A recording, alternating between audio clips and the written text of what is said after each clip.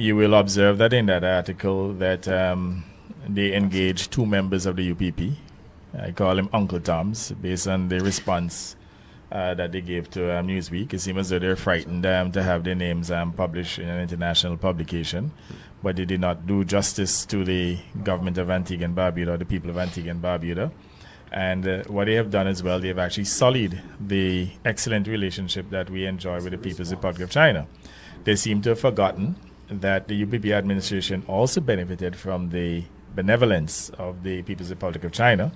In fact, I recall when they were seeking to construct the new airport property, and they came to the Parliament of Antigua and Barbuda. They were going to borrow at the time about $180 million US from ABI Bank, or the ABI Banking Group. And I recall saying to them that one, ABI Banking Group did not have the funding to fund such a large project, and that it was too expensive. The interest rate was in the region of about 11-12%. And I'm the one who, as an opposition parliamentarian, recommended to them that they should approach the Chinese and to try and get a concessional loan over 20 years of the moratorium, which they did. And I recall at that time, too, when I presented the argument in Parliament, the counter-argument to the bill that was presented, former Prime Minister Spencer stood in the Parliament. I don't remember who presented the bill. It could have been the same Harold Lovely. He doesn't have any sense. And he asked the UPP minister to withdraw the bill. And that's when they then apparently engaged the services of then Ambassador Shaul to negotiate with the Chinese, and they got the funding. So for her to now, come full circle and to be literally berating China, and I'm referring here to DJ Isaac, well, Serpent has no sense. We all know that Serpent, at best, is, let's say, functionally literate at best. So I don't have any expectation of any sense coming from Serpent.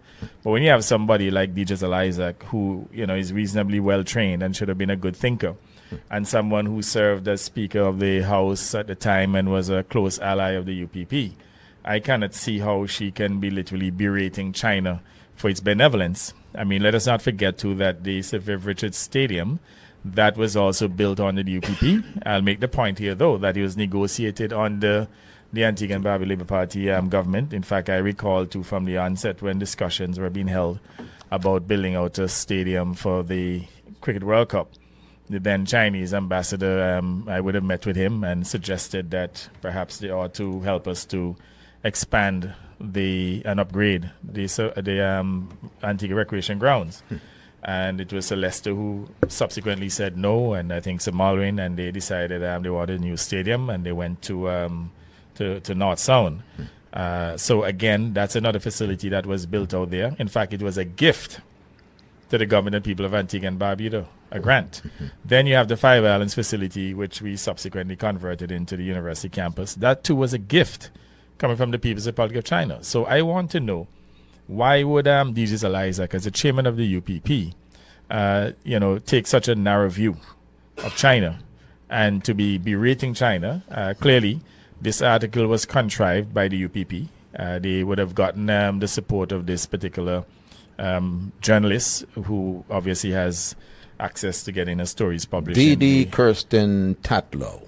Yeah, to get the article published in the in Newsweek.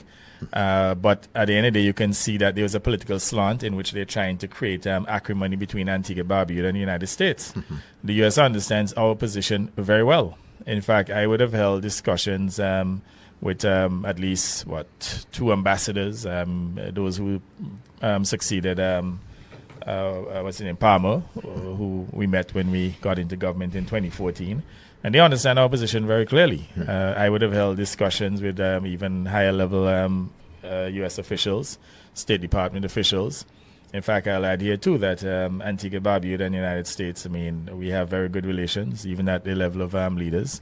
I mean, I can say comfortably without any fear of contradiction, I'm known by President Biden. I mean, he have had his advisors and so on call me on certain issues to get my reaction. I mean, I'm not going to get involved in the private discussions.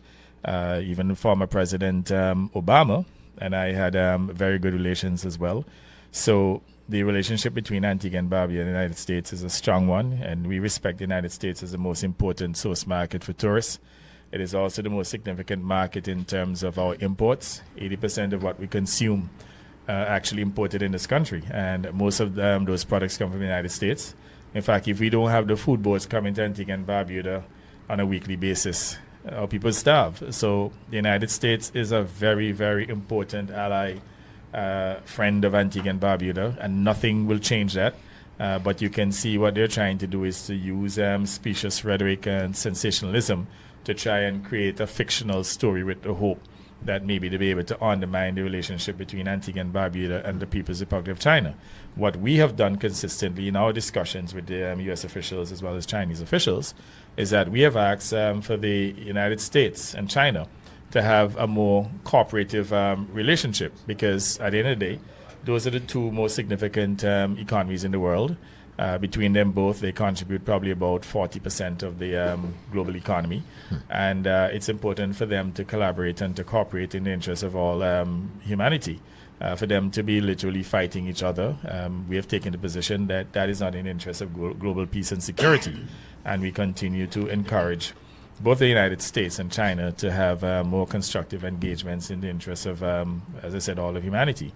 Insofar as China is concerned, there's no doubt that the investments in China during the last 2 decades have been phenomenal. I mean, China would have invested close to $1 billion in our country's economy. Let us not forget, for example, that they would have funded the airport. That was, I think, an $80 million US loan. That's $200 million there. They would have funded the port, the cargo port. That's another $95-100 million US. So that's a $500 million between those two projects. And there are many other projects, grant aid projects that they have funded, agricultural products to help us to build capacity in the agricultural sector. In fact, there's still a Chinese team on the ground right now training our farmers in modern farming techniques. You know that they have approved a grant of nearly $100 million for housing, half of which will be utilized for the Bubi Ali project. And I believe that our dear friend Jupiter should have some prospective renditions for that project, which should start by about August of this year. What is happening right now, that project has gone out to tender. And they said that the tender process will take about 2 months. So we expect that sometime in June, the contract will be awarded. It may take another 30 days, 60 days to mobilize. So by August, we should see the commencement of construction of the Bubi Ali project.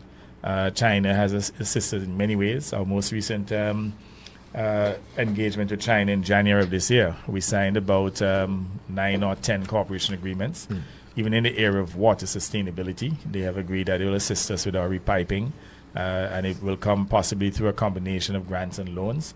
I mean, China has helped Antigua and Barbuda in a significant way, to the extent that if you took away that $1 billion investment that they would have made during the last 2 decades, the situation in Antigua and Barbuda will be significantly different. So they have helped us to build capacity.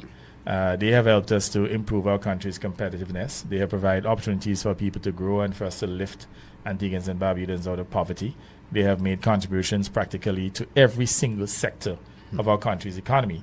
And I don't see anyone could arguably, with any accuracy or any truth, say that this relationship is bad for Antigans and Barbudans. In fact, they have helped us to build capacity in critical areas such as education. Just imagine what the contribution of UE5 Islands would be towards the development of this generation and future generations. If it wasn't for that initial facility that was gifted to us by the PRC at 5 Islands, we would not have been in a position to establish that university. They have trained hundreds of our people in various disciplines. The PRC has been and continues to be a good friend of Antigua and Barbuda. And for us, we have taken the position that we're friends of all, we're enemies of none. So those who are trying to draw us into this geopolitical, let's say, dispute or I should say, tension between the United States and China, we will have none of that. This notion, for example, that China has an embassy in which it's actually undermining U.S. interests and they're spying and listening on U.S. conversations and so on, totally untrue. The reality is, yes, it is a significant embassy with residences, befitting of the strong relations between Antigua and Barbuda and the PRC. We certainly welcome that embassy here. We went as far as granting 5 acres of land to the PRC as a gift.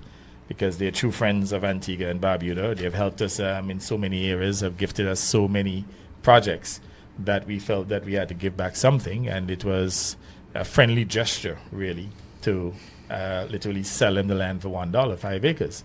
I mean, when you look at it in the context of what they've done for Antigua and Barbuda, that was really a small gift compared to their contribution. So I want to say to the people of Antigua and Barbuda that they should not be concerned with this sensationalism. The United States certainly is not holding Antigua and Barbuda in any suspicion whatsoever. And, this Cold War rhetoric going back to the relationship between the USSR and the US that they're now trying to create and to use this sensational speculation that the PRC is now trying to use Antigua and Barbuda as a base to challenge the United States. It's utter nonsense. And the other issue that I want to raise here in terms of the relationship with the PRC, we will never, ever enter into any arrangement with any country to hurt another, much less to hurt a country like the United States, in which we're so dependent. We're dependent on their tourism. We're dependent on their trade and investment. It will be like hurting ourselves. So protecting the U.S.'s interests is protecting our national interests. So we understand that very clearly.